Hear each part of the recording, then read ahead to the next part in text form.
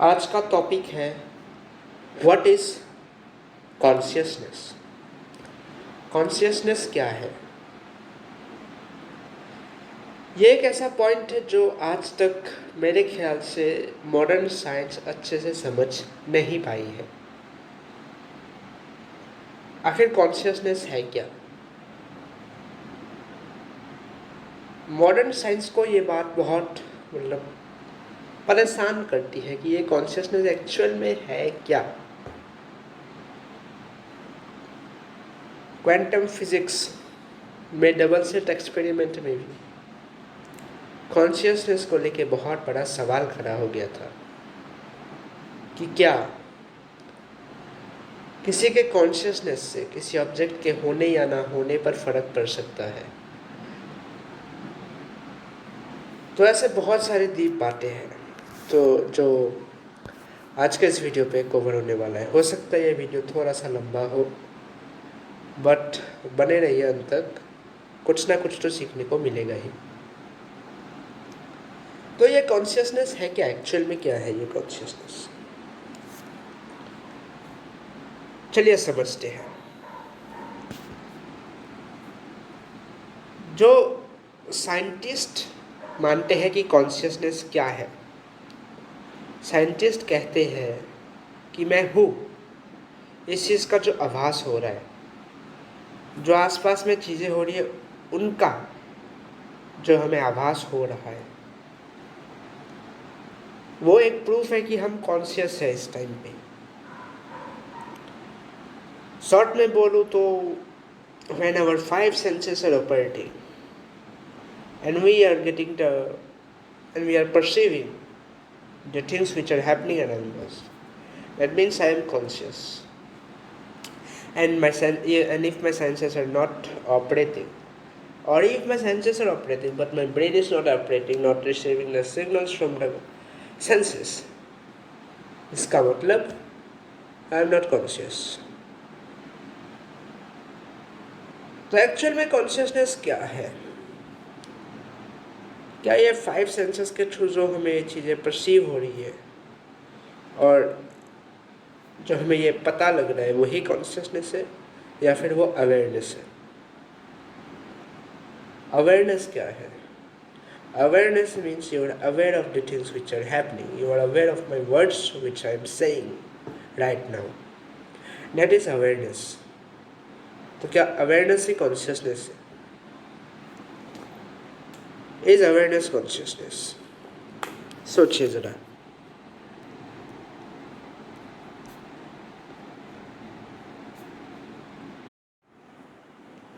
Actual में consciousness क्या है? साइंटिस्ट जिसको कॉन्शियसनेस मानती है, जिन भी चीज़ों को कॉन्शियस बीइंग मानते हैं, फॉर एग्जाम्पल आज हम एक कॉन्शियस बीइंग है, हम एक कॉन्शियस बीइंग है। क्या कॉन्शियस बीइंग ही कॉन्शियसनेस है? क्या कॉन्शियसनेस सिर्फ मुझ में है? ऐसे समझिए, ये एक टेबल है, ठीक है? क्या कॉन्शियसनेस इस टेबल में है? क्या ये टेबल कॉन्शियस है या नहीं है? आप कहोगे क्या बेतुकी चीज़ें कह रहा हूँ, टेबल कैसे कॉन्शियस हो सकती है? ठीक है, टेबल कॉन्शियस है या नहीं उसको छोड़ो, क्या ये इस टेबल में कॉन्शियसनेस है? आप कह रहे हो नहीं है। ऐसा क्यों कह रहे हो कि नहीं है? क्योंकि इस टेबल में कॉन्शियसनेस का होने का हमें पता नहीं लग रहा है, हमें परसीव नहीं हो रहा है कि इस टेबल में कॉन्शियसनेस है। ये टेबल ऐसे कुछ चीज़ें नहीं करके दिखा रहे हैं हमें, ये टेबल कुछ ऐसा नहीं कर रहा है जिससे हमें पता लगे कि इस टेबल में कॉन्शियसनेस है। बट मैं अभी बोल रहा हूँ, इसका मतलब क्या कि मेरे में कॉन्शियसनेस है। क्या ये होता है कॉन्शियसनेस? Is that consciousness? मैं अभी आपको एक एग्जांपल देता हूँ, लाइट का एग्जांपल। आपको पता होगा कि जो चांद है, मून, उसके पास अपनी कोई लाइट नहीं होती। उसके पास किसकी लाइट होती है? सन की। सन का लाइट उस पर पड़ता है, वो रिफ्लेक्ट होकर हमारे आंखों में आता है, फिर हमें चांद दिखाई देता है। चांद में लाइट दिखाई देती है, हमें चांद में लाइट दिखाई देती है। लेकिन सन और मून के बीच में अंधेरा दिखाई देता है, कुछ और दिखाई नहीं देता। स्पेस में जाके अगर आप देखोगे तो अंधेरा होता है वहाँ पे कोई लाइट दिखाई नहीं देती है। बट लाइट है ना वहाँ पे, समझ पा रहे हो आप? सन से मून के बीच में लाइट है जो जा रही है मून की तरफ, लेकिन हमें वो परसीव नहीं हो पाता है, इसलिए हम ये कह रहे हैं कि वहाँ पे लाइट नहीं है। लेकिन मून पे जैसे ही पड़ता है तो वो रिफ्लेक्ट हो जाता है। मून में जैसे ही लाइट गिरी, वो रिफ्लेक्ट हुई, हमारे आंखों में पड़ी, हमें परसीव हुई, तो हम कहते हैं कि मून में लाइट है। लेकिन मून और सन के बीच में लाइट नहीं है, ऐसा हम कहेंगे। लेकिन है ना वहाँ पे लाइट, ये तो फैक्ट है कि वहाँ पे लाइट है। वही लाइट तो मून से टकरा के रिफ्लेक्ट हो रही है, समझ रहे हो? Same goes with consciousness. Consciousness क्या एक ही जगह पे है, या फिर वो सब जगह पे है, लेकिन किन्हीं गिने चुने स्पॉट्स पे ही वो परसीव होता है लोगों को। हमें कॉन्शियसनेस एक मुर्गी पे तो परसीव होता है, पर एक टेबल में परसीव नहीं होता है। क्या इसका मतलब यह है कि टेबल में कॉन्शियसनेस नहीं है और मुर्गी में कॉन्शियसनेस है?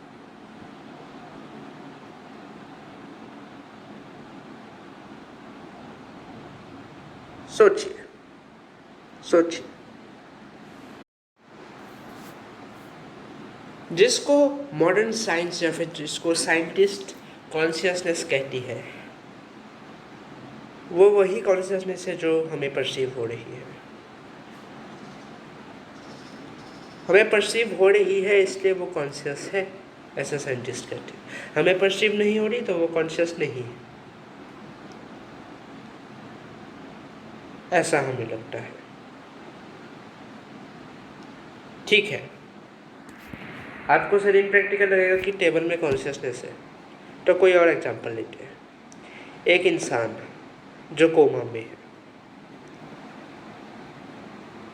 या फिर एक इंसान जो डीप स्लीप में है, जहाँ पे सपने नहीं आ रहे। एक होता है स्लीप जहाँ पे सपने आते हैं, मैं डीप स्लीप की बात कर रहा हूँ। कभी ना कभी आपको ऐसा लगा होगा कि उठ के आपको लगा होगा कि आज मैंने सपना क्या देखा था, मुझे तो याद ही नहीं है। ऐसा क्यों? क्योंकि आपने कोई सपना ही नहीं देखा होगा। उसे कहते हैं deep sleep. So deep sleep में क्या आप कॉन्शियस हो? क्या आपके अंदर कॉन्शियसनेस है? किसी को परसीव नहीं हो रहा है कि आपके अंदर कॉन्शियसनेस है या नहीं। तो क्या आप हो उस टाइम पे? क्या कॉन्शियसनेस है उस टाइम पे आपके अंदर? आप क्या हो? चलिए इसको समझ लेते हैं कि आप हो या नहीं डीप स्लीप में। उससे पहले समझते हैं कि आप क्या हो। मैं आपसे पूछता हूँ, आप कौन हो? आप कहोगे मैं ये बॉडी हूँ। बिल्कुल गलत, आप ये बॉडी हो ही नहीं सकते। क्यों? क्योंकि ये प्रूफ हो चुका है कि हर एक 60 साल में हमारी बॉडी पूरी की पूरी चेंज हो जाती है, पूरी की पूरी बदल जाती है, वो सेम नहीं रहती। मतलब अगर आप अपने 7 साल पुराने फ़ोटो को देखोगे और अब अभी के फ़ोटो को देखोगे, इसका मतलब ये है कि वो दोनों पर्सन की बॉडी सेम नहीं है, बिल्कुल अलग अलग है दोनों। तो अब ये बॉडी कैसे हो सकती है? आपके ब्रेन को अगर आपके बॉडी से निकाल के किसी और की बॉडी में फिट कर दिया जाए, तब आप क्या कहोगे? मैं ये बॉडी हूँ, तब मैं वो बॉडी था या थी। तो क्या आप अपने ब्रेन हो? आप आपका ब्रेन हो क्या? आप अपने ब्रेन कैसे हो सकते हो? क्योंकि आपका ब्रेन तो हर एक चीज़ को कंट्रोल कर रहा है। आपकी बॉडी में जो हो रहा है, सारे इनवॉलंटरी मसल्स को आपका ब्रेन कंट्रोल कर रहा है। यानी आपके हार्ट बीट्स आपका ब्रेन कंट्रोल कर रहा है। तो अगर आप अपने ब्रेन हो तो अपने हार्ट बीट्स को कुछ सेकंड्स के लिए रोक के दिखाओ। नहीं रोक पाओगे ना, इसका मतलब क्या है, आप अपने ब्रेन भी नहीं, आप और आपका ब्रेन दोनों अलग है। तो आप क्या हो? आप कहोगे मैं अपना माइंड हूँ। माइंड यानी क्या? तो सारे थॉट्स, सारे मेमोरीज मिलके आपका माइंड बनाते हैं। माइंड और ब्रेन एक नहीं है, वो दोनों अलग अलग सेपरेट सेपरेट मीनिंग है दोनों का, लेकिन लोग इन दोनों को मिक्सअप कर देते हैं। तो आप कहोगे कि मैं अपना माइंड हूँ, अपने सारे भी मेमोरीज जो है, जितने भी थॉट्स बने हैं आज तक, उन सब को मिला के मैं बना हूँ। तो क्या अगर मैं आपके सारे मेमोरीज को हटा दूँ, तब क्या आप भी हट जाओगे? आप नहीं होगे क्या तब? क्या आप कॉन्शियस नहीं होंगे उस टाइम? एक बच्चे के अंदर कोई मेमोरी नहीं होती, न्यूबॉर्न बेबी जो होते हैं उनके अंदर कोई थॉट नहीं होता, थॉट डेवलप नहीं हुआ होता है उस टाइम। तो क्या वो कॉन्शियस नहीं है, वो बच्चा, वो बेबी? क्या वो एग्जिस्ट नहीं करता? ऑब्वियसली करता है। तो आप अपने थॉट्स भी नहीं हो, you are not your thoughts, you are not this body, you are not your brain, then who are you? फिर लोग कहते हैं आई एम कॉन्शियसनेस। जो कुछ है वही मैं हूँ। अब ये जो है, ये कॉन्शियसनेस क्या है, ये जो है जिसको हम कह रहे हैं, वो ही तो क्या है, वही तो हमें समझना है आज। तो मैं ये कह रहा था कि डीप स्लीप में कॉन्शियसनेस क्या नहीं होती है। डीप स्लीप में आप कुछ नहीं कर रहे होते हो, आप डेड बॉडी की तरह पड़े हुए होते हो। हाँ, आपके हार्ट बीट्स चल रहे होते, वो तो इन्फॉर्मेटरी मसल सब कुछ काम कर रहा होता है आपकी बॉडी, लेकिन आप नहीं होते हो। जो आप है वो नहीं होता है। जो अपने आप को आप मैं कहते हो वो नहीं होता है उस टाइम। तो क्या आप एग्जिस्ट नहीं करते उस टाइम पे? वो मैं जिसको हम कहते हैं वो क्या है? एक मैं तो हो गया ईगो। ईगो यानी क्या? एक थॉट कि मैं हूँ। डीप स्लीप में तो थॉट भी नहीं होता है, तो ईगो तो नहीं होती है। तो डीप स्लीप में क्या होता है? क्या कुछ होता भी है?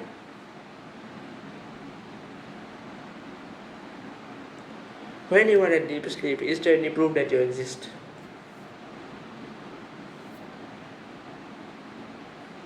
What is the proof that you exist in a deep sleep? Does consciousness exist in deep sleep? क्या जब आप डीप स्लीप में होते हो तब आपके अंदर कॉन्शियसनेस होती है? Are you conscious?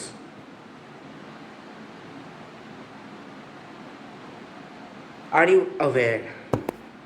अवेयर तो आप नहीं हो, तो कॉन्शियस भी नहीं हो क्या आप?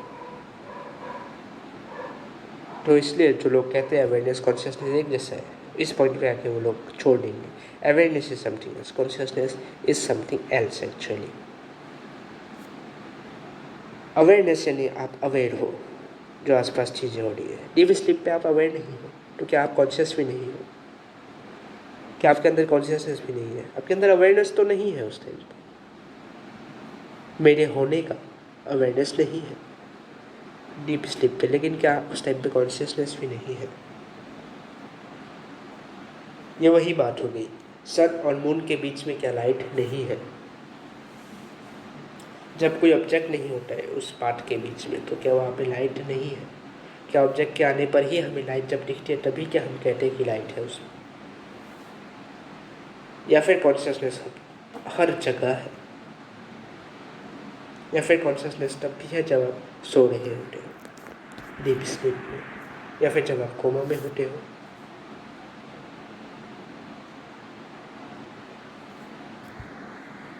क्या कॉन्शियसनेस परसेप्शन पे टिकी हुई है, ऑब्जर्वेशन में टिकी हुई है?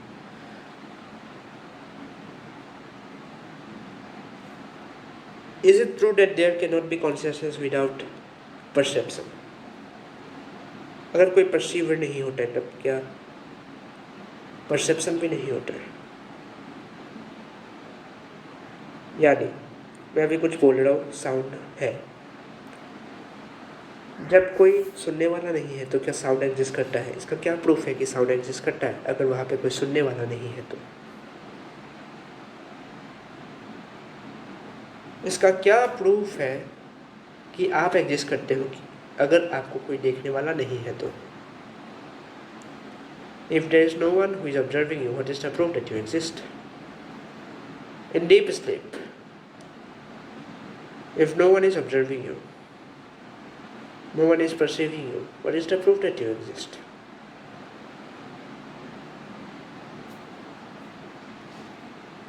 आप कहोगे फिर काम करते जब मैं सो रहा हूँगा एक CCTV लगा लो, कोई ऑब्जर्व नहीं कर रहा होगा तो बाद में देखेंगे कि मैं होता हूँ कि नहीं.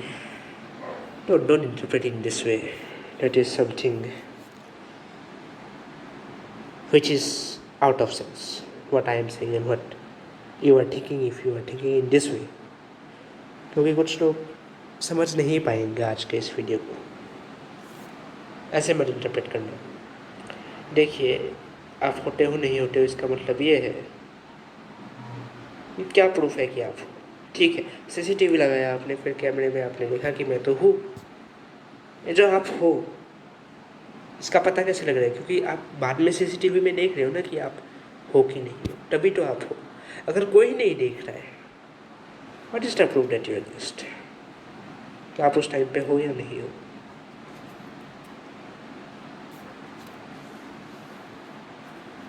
Does this body really exist if there is no one to perceive it? Imagine you are at hot place. You are not aware. And there is no one to perceive you. What is the proof that you exist? यही तो हुआ था double slit experiment में. When there was no observer, it behaved like wave. When there was an observer, it behaved like a particle. जब कोई observe नहीं कर रहा है तो वहाँ पे कुछ नहीं है, सिर्फ वेव है. जब किसी ने ऑब्जर्व किया तो वहाँ पे एक पार्टिकल नजर आ गया.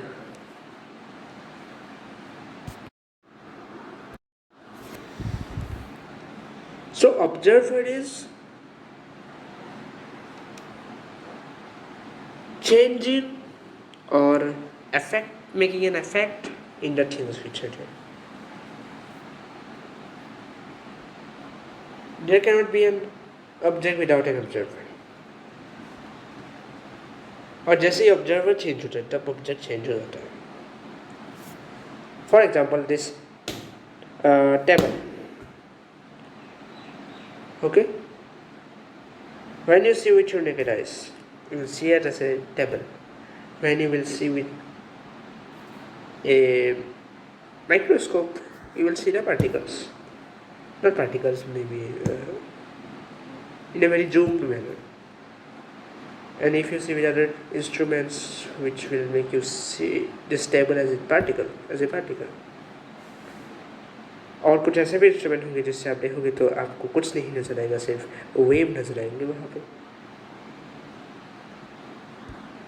तो क्या ये टेबल एग्जिस्ट करता है कि नहीं करता है? आपके अपने बॉडी को लेकिन ऐसे देखोगे तो आपकी बॉडी ऐसी दिखती है.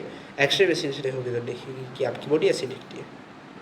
मान लो सभी ने एक्सरे मशीन में जो जैसे दिखते हैं लोग, एक एक्सरे मशीन अपने आँखों पे लगा के घूम रहे हैं सारे लोग बचपन से, तो उसको तो हर एक इंसान हड्डियाँ ही नजर आएंगी ना. तो क्या वो हड्डी है? और अच्छा एग्जांपल देता हूँ. मान लो कोई कलर रेड कलर, ठीक है. इंसान को वो रेड दिखती है, बुल को ब्लैक एंड वाइट दिखती है. तो क्या वो कलर रेड है या ब्लैक एंड वाइट? ब्लैक या फिर वाइट. मान लो ब्लैक. बुल को कलर ब्लैक दिखता है, इंसान को वही सेम चीज़ की कलर रेड दिखती है. तो वो रेड है या ब्लैक है? क्या है?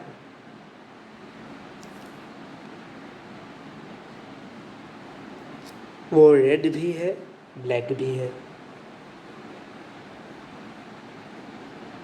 वो रेड भी है, वो ब्लैक भी है, या फिर वो रेड भी नहीं है, ब्लैक भी नहीं है. वो बस कुछ है.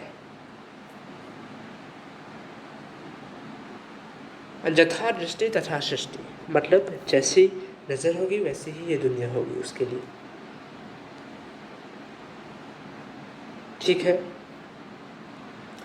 बुल के लिए वो कलर ब्लैक है, इंसान के लिए वो कलर रेड है। वो रेड भी है, ब्लैक भी है। ये बिल्कुल ऐसे समझो कि मान लो कुछ ऐसे पेंटिंग्स होते हैं जहाँ पे मान लो ब्लैक एंड वाइट डॉट्स है, वहाँ पे उस ब्लैक एंड वाइट डॉट्स पे कुछ लोगों को वहाँ पे एक पांडा दिखाई दे रहा है, तो कुछ लोगों को एक बिल्ली दिखाई दे रही है वहाँ पे, और दोनों बोल रहे हैं कि नहीं वहाँ पे तो पांडा है, कोई बोल रहा है वहाँ पे तो बिल्ली है। तो फिर पांडा है या बिल्ली है? राइट, वहाँ पे ब्लैक एंड वाइट डॉट्स है, जहाँ पे किसी को अपने पर्सपेक्टिव से पांडा दिखाई दे रहा है तो किसी को अपने पर्सपेक्टिव से बिल्ली दिखाई दे रही है। तो ये टेबल में एक्चुअल में एटॉम्स है, कुछ लोगों को टेबल के फॉर्म में दिखाई दे रही है तो कुछ लोग किसी और फॉर्म में। इस बॉडी में एटॉम्स है, कुछ लोगों को वो ऐसी दिख रही है बॉडी, तो कुछ लोगों को स्केलेटन जैसे दिख रही है। तो अभी मैं आपसे ये पूछ रहा हूँ कि जब कोई नहीं देख रहा है इस बॉडी को, तब यहाँ पे क्या है? In fact you are not watching yourself, that means your thoughts are not there, your perception is not there, that means your awareness is not there.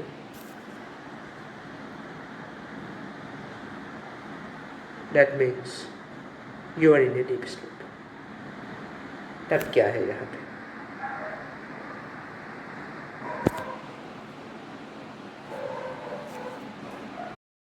तब ये बॉडी है या नहीं है? क्या है उस टाइम? डीप स्लीप, जब कोई ऑब्जर्व नहीं कर रहा है, तो क्या है एक्चुअली? क्या कॉन्शियसनेस है उस टाइम पे? कुछ तो होना पड़ेगा ना जहाँ पे ये सब कुछ दिखाई दे रहा है। मतलब इस बॉडी के देखने के लिए एटम का होना ज़रूरी है। अभी एटम तो मैंने एग्जांपल लिया, एटम को भी देखने के लिए कुछ ना कुछ तो होना ज़रूरी है ना वहाँ पे। तो ऐसा क्या है उस चीज़ में? ऐसा क्या है?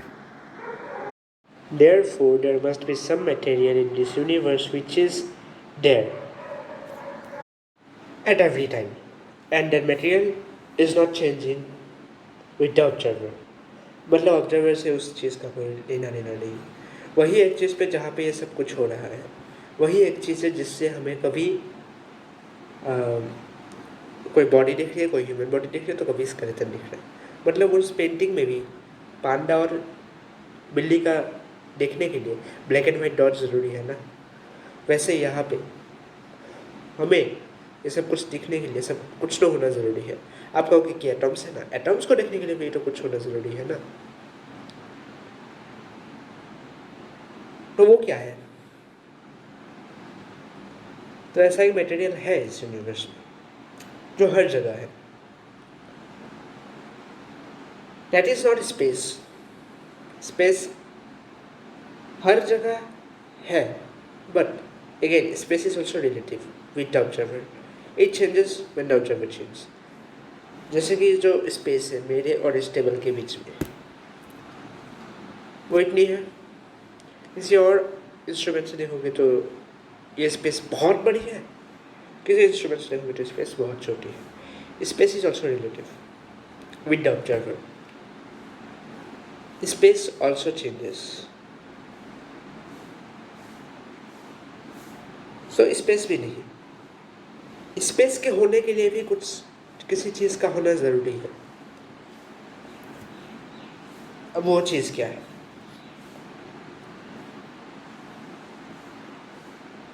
ऐसा एक मटेरियल है जो पास में बहुत लोगों ने निकाला है। बहुत लोगों ने कोई मेडिटेशन करके निकाले, तो कुछ लोगों ने कुछ पढ़ के निकाला हो। बस ऐसा एक मटेरियल है। तो वो मटेरियल है क्या एक्चुअल में? उसके नाम बहुत है इस दुनिया में, उसका नाम बहुत कुछ दिया है बहुत लोगों ने। कुछ लोगों ने कहा कि वो अल्लाह है, वो मटेरियल जो हर एक जगह है, जो है, जो था, जो हमेशा रहेगा। तो कुछ लोगों ने कहा कि ये ओम है। किसी ने कुछ नाम नहीं दिया तो किसी ने कुछ नाम दे दिया। बट मटेरियल एक ही है जो हर एक जगह पे है। तो वो मटेरियल क्या है और इस मटेरियल को लोगों ने ढूंढा कैसे? एक्सपीरियंस के बेस में। देखिए, मैं अभी बता दूंगा कि ये मटेरियल क्या है, फिर आप रास्ता मान लो कि अच्छा तो ऐसा एक मटेरियल होता है, लेकिन प्रूफ क्या है कि ये मटेरियल है? आपको प्रूफ मांगना पड़ेगा ना मुझसे। तो वो प्रूफ क्या है? प्रूफ हम दे नहीं सकते, हम दिखा नहीं सकते प्रूफ। वो तो आपको खुद ढूंढना पड़ेगा, वो तो आपको खुद एक्सपीरियंस करना पड़ेगा उस मटेरियल को। और इस मटेरियल को एक्सपीरियंस करने के लिए ही बुद्ध ने अपने कुछ साल नहीं बहुत साल मेडिटेशन की। महावीर जैन ने भी मेरे ख्याल से 11 या कुछ 12-17 पता नहीं, बहुत साल तक मेडिटेशन की। सभी ने जो इस तक पहुंचा है, इस मटेरियल तक। बट फैक्ट ये है कि इस तक पहुंचना इतना भी मुश्किल नहीं है। अभी अगर मैं कहूँ कि जिस चीज़ के लिए बुद्ध ने अपने बहुत साल, बुद्ध महावीर जैसे लोगों ने बहुत साल, बहुत ज़्यादा ही साल दिए थे, उस चीज़ का आभास मैं आपको अभी इसी वीडियो के थ्रू करवा दूँ।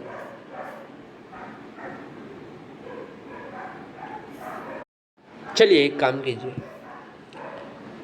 आप अभी अपने कानों को बंद कर लीजिए, अपने हाथों से बिल्कुल टाइट बंद कर लीजिए, एक भी साउंड आपके अंदर नहीं आना चाहिए।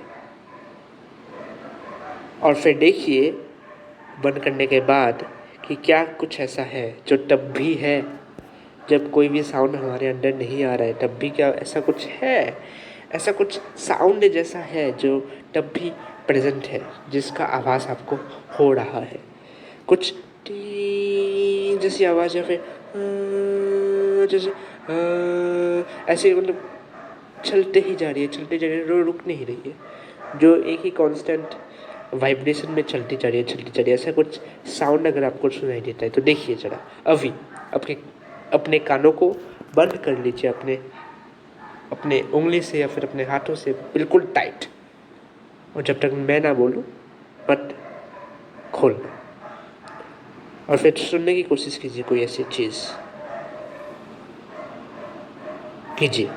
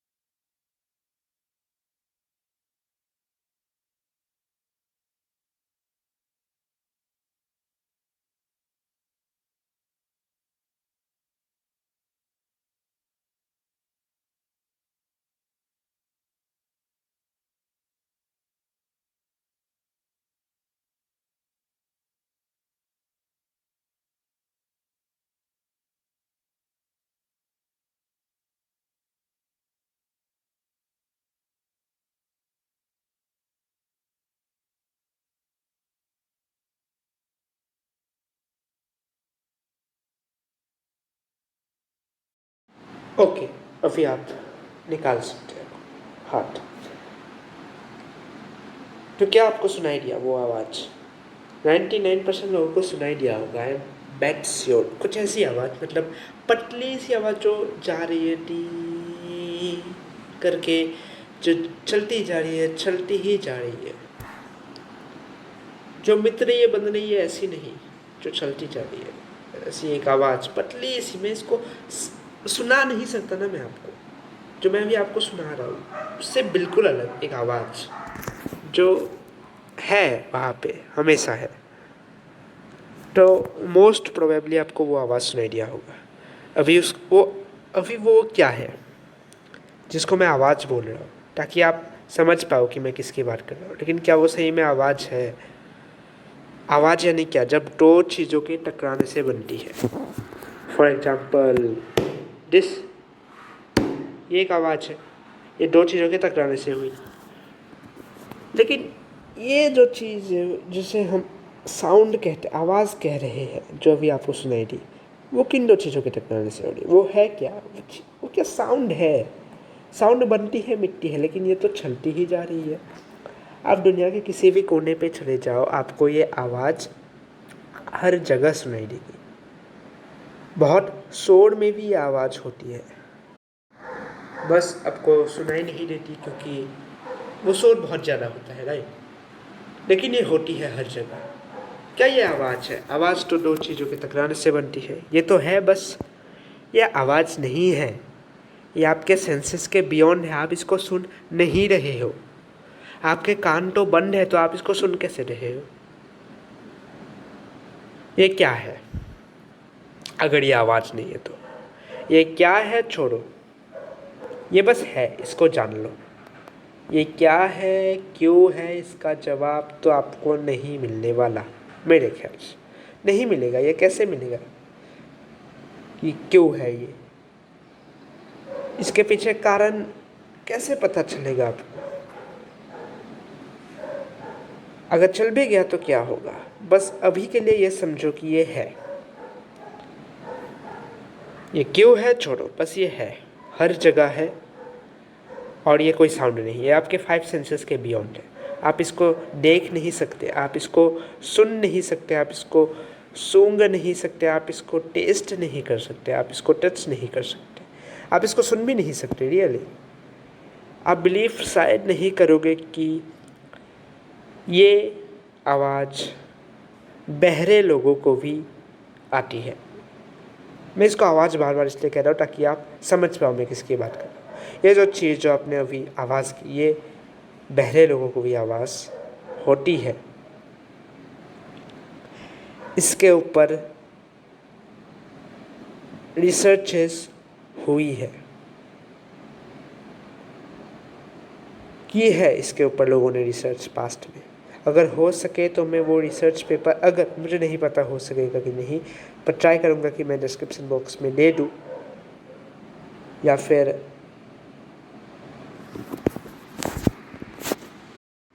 अगर नहीं हो सका तो मैं कुछ ना कुछ करके कोई वीडियो लिंक दे दूँगा, जिससे आपको पता चलेगा कि ऐसा रिसर्च हुआ है। लेकिन एक्चुअल में ये है क्या? साउंड नहीं है। ये सबको आती है, ये बहरे लोगों को भी आती है, जो सुन नहीं सकते उनको भी ये आवाज़ आती है। इसका मतलब ये है कि आपके ये सेंसेस के बियॉन्ड है, आप इसको सुन नहीं रहे हो, सुन नहीं रहे हो आप इसको। आपके कान बंद है, तब आपको ये आवाज़ आ रही है। ज़रा सोचो, आप इस आवाज़ से दूर नहीं हो सकते। ये साउंड भी नहीं है, ये हम कह सकते हैं साउंड ऑफ साइलेंस, साइलेंस की आवाज़। ये साइलेंस की आवाज़ सेंस नहीं बनाती। तो है क्या ये? बस है कुछ, एक मटेरियल है जो अभी तक साइंस पता नहीं लगा पाई है। क्यों? क्योंकि साइंस पता लगाती है मटेरियल्स की किसी इंस्ट्रूमेंट की मदद से, बट इस मटेरियल को इंस्ट्रूमेंट के थ्रू देखना मेरे ख्याल से तो नेक्स्ट टू इम्पॉसिबल है। इसको आप मटेरियल के थ्रू कैसे देखोगे? ये तो आपके 5 सेंसेस के बियॉन्ड है। आप देखोगे कैसे इस चीज़ को? तो मुझे नहीं लगता कि अगर science, modern science and technology इस आवाज़ तक पहुंच पाएगी, इस चीज़ तक पहुंच पाएगी। बट हाँ, हमारे पास्ट में लोगों ने इस आवाज़, इस चीज़ को खोजा है, not by an instrument but by their own experiences. आप एक और चीज़ सोच रहे होंगे कि क्या बुद्ध ने अपने इतने सारे साल इसी चीज़ के लिए गवाए हैं, और जो मुझे अभी अभी सुनाई दी कुछ ही पलों में? हाँ, क्यों ऐसा?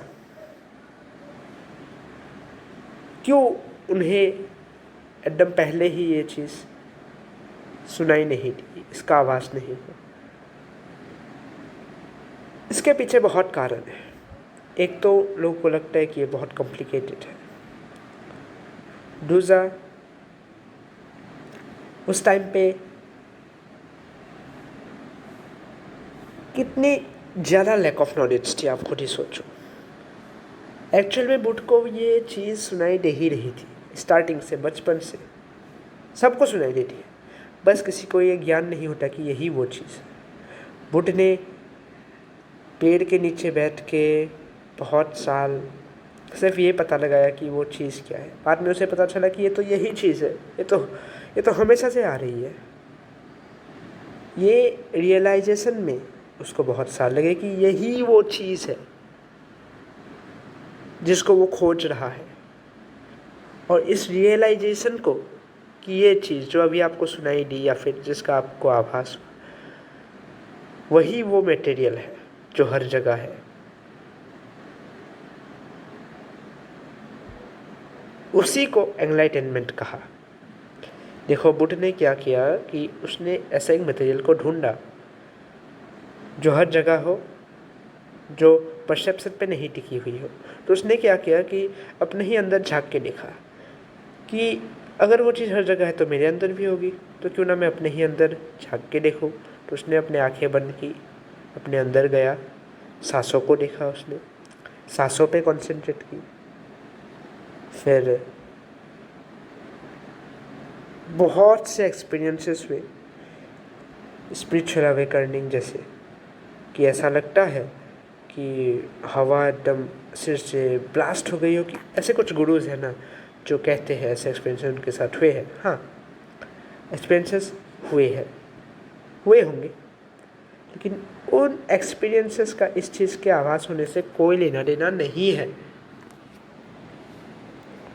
वो एक्सपीरियंसेस अलग है जब आप बहुत समय तक एक पोजीशन में अपने टांगों को बीच में घुसा के मतलब ऐसे बैठते हो योगासन में, बहुत समय तक बैठते हो, तो आपके अंदर एक एनर्जी ट्रैप हो जाती है और उस एनर्जी को वापस निकालने के लिए आपके सिर से होकर निकलना पड़ता है। और जब वो निकलता है तब आपको ऐसा लगता है कि आपका सिर शरीर से, आप शरीर से अलग हो गए हो।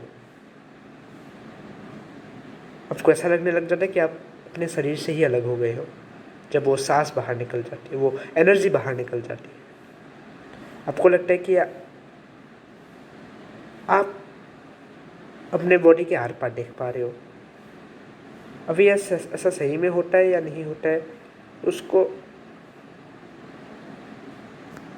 कैसे डिफाइन करोगे आप? सही में क्या हम अपने आर पार हो जाते हैं बॉडी के?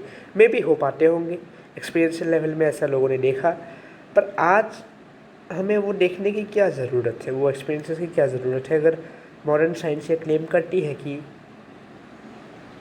हम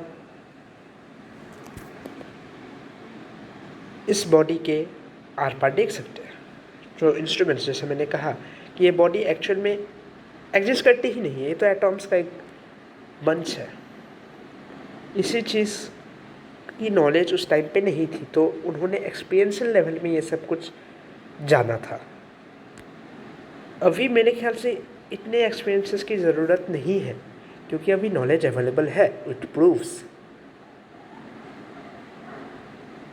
ऐसे एक्सपीरियंसेस का जिससे लगता हो कि मैं अपने शरीर से अलग हूँ, इसके लिए एक्सपीरियंस का अभी इतना ज़रूरत नहीं है, क्योंकि अभी इंसान की बुद्धि इतनी आ गई है कि हम लॉजिकल थिंकिंग से भी ये पता लगा सकते हैं कि हाँ, मैं ये बॉडी नहीं। जैसा कि मैंने कुछ इसके स्टार्टिंग में ही मेरे ख्याल से मैंने आपको कहा था कि आप ये बॉडी नहीं हो सकते, क्योंकि ये चेंज होती रहती है। उसी चीज़ का एक्सपीरियंस अगर आप करना चाहते हो तो obviously you will have to sit for many days, many times, for many hours, then you will get an experience. लेकिन उसका एनलाइटनमेंट से या फिर इस बात से कोई लेना देना नहीं है स्पिरिचुअलिटी से। फैक्ट, वो तो अलग टॉपिक है ना, आप एक्सपीरियंस करना चाहते हो आउट ऑफ दी बॉडी, उसका स्पिरिचुअलिटी से क्या लेना देना है? बट लोगों को ये लगता है कि यही स्पिरिचुअल अवेकनिंग है। जो एक्चुअल में नहीं है। बुद्ध को क्या हुआ, ये सारे एक्सपीरियंसेस हुए जब वो बैठा हुआ था बहुत सालों तक। फिर एक ऐसा पॉइंट आया जब ये एक्सपीरियंसेस होने भी बंद हो गए। फिर उसने एक चीज़ नोटिस की, एक्सपीरियंसेस नहीं थे, थॉट्स नहीं थे, बस वो था और कुछ और था। एक चीज़ थी, वो क्या है, वही साउंड जो आपने अभी अभी सुना। फिर उसको लगा कि ये साउंड तो मैंने जब मेडिटेशन करना शुरू किया था तब भी था, और फिर जब ये सारे के सारे एक्सपीरियंसेस हुए और फिर गए, उसके बाद भी ये साउंड है, तो ये क्या है। फिर उसको वो मटेरियल मिल गया उनको, यही वो मटेरियल है जो हर जगह है, और यही मैं हूँ। उसको ये समझ आ गया, ये चीज़ जो हर समय है, हर समय एग्जिस्ट करती है। जब मैं सो रहा हूँ, डीप स्लीप में भी ये एग्जिस्ट करती है, यही वो मटेरियल है, यही कॉन्शियसनेस है। मैं कॉन्शियसनेस हूँ, और कॉन्शियसनेस हर समय हर जगह पे है। इस टेबल में भी कॉन्शियसनेस है, इस चेयर में भी कॉन्शियसनेस है, मुझ में भी कॉन्शियसनेस है, आप में भी कॉन्शियसनेस है। कॉन्शियसनेस में ही ये सब कुछ टिका हुआ है। बस कुछ जगह हमें कॉन्शियसनेस दिखती है तो कुछ जगह नहीं दिखती है। और अगर मैं कॉन्शियसनेस हूँ तो कॉन्शियसनेस मेरी या तेरी नहीं होती है, कॉन्शियसनेस कॉन्शियसनेस होती है। ये बिल्कुल ऐसा है कि एक नदी में कुछ लहर उतरे हैं, पानी में लहर उतरे हैं, और एक लहर उठी और बोली कि ये मैं हूँ। दूसरी लहर को देख के ये बोली कि तू, तेरा नाम ये है, मेरा नाम ये है, तेरा नाम राम, मेरा नाम श्याम। मैं श्याम, तू राम, हम दोनों अलग हैं। लेकिन क्या वो दोनों अलग है, या फिर वो दोनों ही ना राम है ना श्याम है, या फिर राम भी है श्याम भी है, सब कुछ है। राम और श्याम वो दोनों लहर अलग नहीं है, वो दोनों राम श्याम नहीं है, वो दोनों पानी है। और सब कुछ पानी है, सागर में सब कुछ पानी है। लहर जो उठ रही है और अपने आप को राम बोल रही है वो भी पानी है, जो शाम बोल रही है अपने आप को वो भी पानी है, और पानी ही हर जगह है। Same goes with consciousness. ये कॉन्शियस बॉडी कह रही है कि मैं ये हूँ, मेरा नाम ये है, आपका नाम ये है, लेकिन ये दोनों अलग नहीं है, दोनों कॉन्शियसनेस एक ही है। सुपर कॉन्शियसनेस या फिर महा कॉन्शियसनेस, कुछ भी कहो आप इसको, कॉन्शियसनेस एक ही है। कॉन्शियसनेस में कुछ चीज़ें ऐसी दिखती है, कुछ चीज़ें वैसी दिखती है। साइंटिस्ट जिसको कॉन्शियसनेस कहती है वो है कंटेंट ऑफ कॉन्शियसनेस, जहाँ पे हमें कॉन्शियसनेस दिखती है। जब मूवमेंट होता है तो हम कहते हैं कि वो कॉन्शियसनेस है, जब कोई मूवमेंट नहीं होता है तो हम कहते हैं कॉन्शियसनेस नहीं है। सेम वही जो मैंने कहा था, सूरज और चाँद के बीच में जब लाइट नहीं दिखती है तो हम कहते हैं वहाँ लाइट नहीं है, पर चाँद में जब लाइट दिखते है तो हम कहते हैं लाइट है। लेकिन एक्चुअल में लाइट हर जगह है, सन और मून के बीच में हर जगह लाइट है। सेम कॉन्शियसनेस इस दुनिया में, इस यूनिवर्स में हर जगह है। कॉन्शियसनेस में ही ये सब कुछ टिका हुआ है। और ये कॉन्शियसनेस क्या है, वही चीज़ जो अभी अभी आपने आभास की, अभी अभी आपको आभास हुआ, आपने फील की, जो एक्चुअल में आपने फील नहीं किया। आपके 5 सेंसेस ने इसको फील नहीं किया, पर आपने देखा कि वो है। देखा मतलब अभी इसको आप लिटरली मत लेना, आपने देखा भी नहीं उसको, बस आपको पता लगा कि वो है। कैसे पता लगा, आई डोंट नो, बस इतना पता है कि हाँ पता लगा आपको। ये चीज़ है क्या, क्या है ये चीज़? क्या ये कुछ है भी या फिर कुछ नहीं है? ये जिसको हम कोई चीज़ कह रहे, क्या वो एक चीज़ है भी? इज इट अ थिंग और इट इज़ नथिंग, और इट इज़ नथिंगनेस? क्या ये नथिंगनेस है या फिर कुछ समथिंग है? ये है क्या? क्या ये साउंड है या साइलेंस है? क्या साइलेंस में साउंड है? क्या साइलेंस से ही साउंड का सृष्टि होती है? क्या कुछ नहीं से ही कुछ का सृष्टि होता है? क्या वो मटेरियल कुछ है भी, या फिर वो एक्चुअल में कुछ भी नहीं है, और इस कुछ भी नहीं से ही सब कुछ बना है? कुछ भी नहीं से ही सब कुछ बना है, सब कुछ कुछ भी नहीं। बहुत ज़्यादा कंफ्यूज करेगी आपको, इनफैक्ट मुझे भी कर रही है इस टाइम पे। या ये कुछ है भी या फिर कुछ भी नहीं है? क्या ये नथिंगनेस की क्या हमने नथिंगनेस को फील किया अभी? लेकिन नथिंगनेस को हम फील कैसे करेंगे अगर कुछ है ही नहीं वहाँ पे? तो वो था क्या? आप इसके बारे में खुद सोच सकते हो, लेकिन इसका कोई फ़ायदा नहीं है, इसी में एक लूप बन जाएगा। मेरी अंडरस्टैंडिंग अब तक तो इतना ही समझ पाइए, ये है 5 सेंसेस के बियॉन्ड है। ये क्या है? क्या ये नथिंगनेस है या फिर समथिंग है? I don't know, I don't know.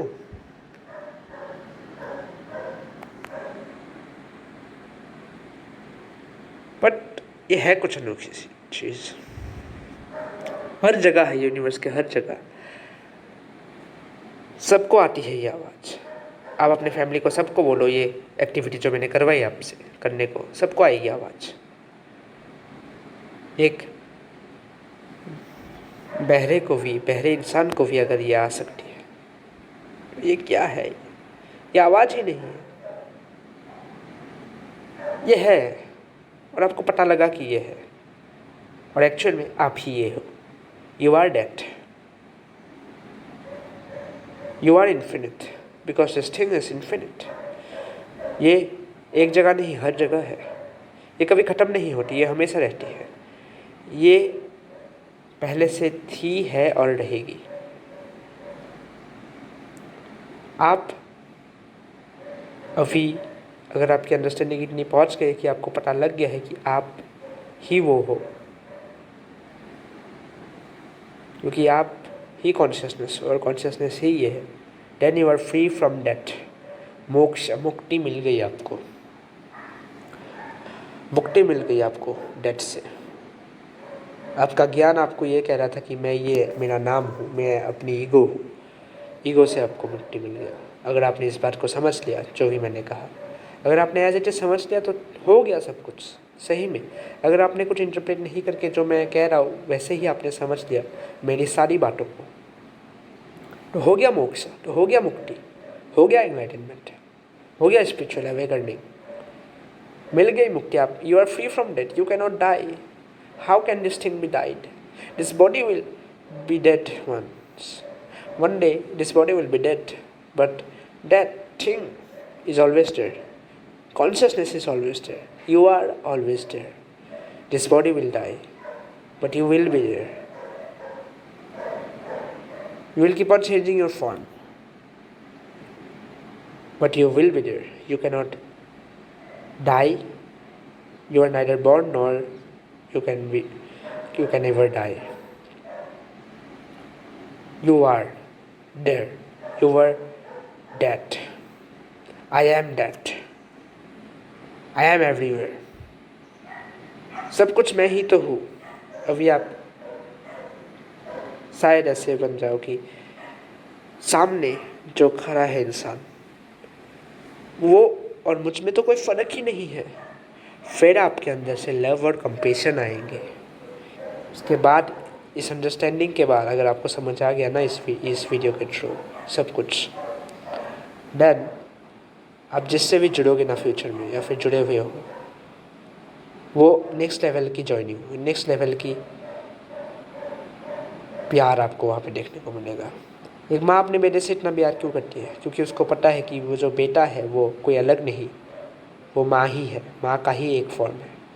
अभी जब आपको ये पता लग गया कि इस दुनिया में जो भी है सब कुछ मेरा ही एक फॉर्म है, तो क्या प्यार नहीं आएगा? लव कंपेशन नहीं आएगा? ये जो फूल खिल रहा है वो भी मैं हूँ, ये सब कुछ मैं हूँ, ये जानवर मैं हूँ, ये सारे फूल पौधे मैं हूँ, ये सामने वाला इंसान भी मैं ही हूँ। Then you will have love, पर इसका मतलब ये नहीं कि आप बहुत भावुक हो जाओगे कि मैं ही सब कुछ हूँ और आप अपने साथ गलत होते हुए देखोगे। नहीं, इस दुनिया में ऑपरेट करने के लिए तो ऑब्वियसली सेपरेट सेल्फ का होना ज़रूरी ही है, अपने नाम का होना ज़रूरी है। पेट भरना तो पड़ेगा ही आपको, क्योंकि इस अंडरस्टैंडिंग के बाद कुछ बड़ा बहुत कुछ नहीं हो जाता है। बस आपकी अंडरस्टैंडिंग इतनी हो जाती है और लव कंपेशन आपको सही में समझ आने लग जाता है। बाकी अपने सर्वाइवल के लिए जो आप आज तक करते आ रहे हो वो सब तो करोगे, लेकिन शायद थोड़े बेहतर तरीके से करने लग जाओ। यही है spiritual awakening. That is what consciousness is.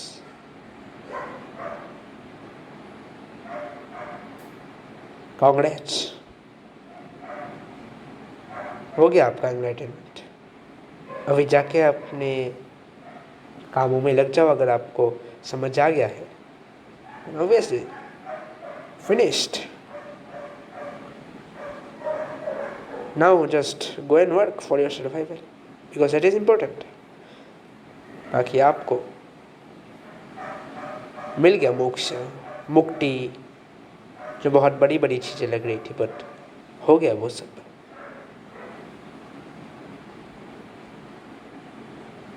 That's it. That is what consciousness means to me. You are that. You are consciousness. You are everywhere. You are that.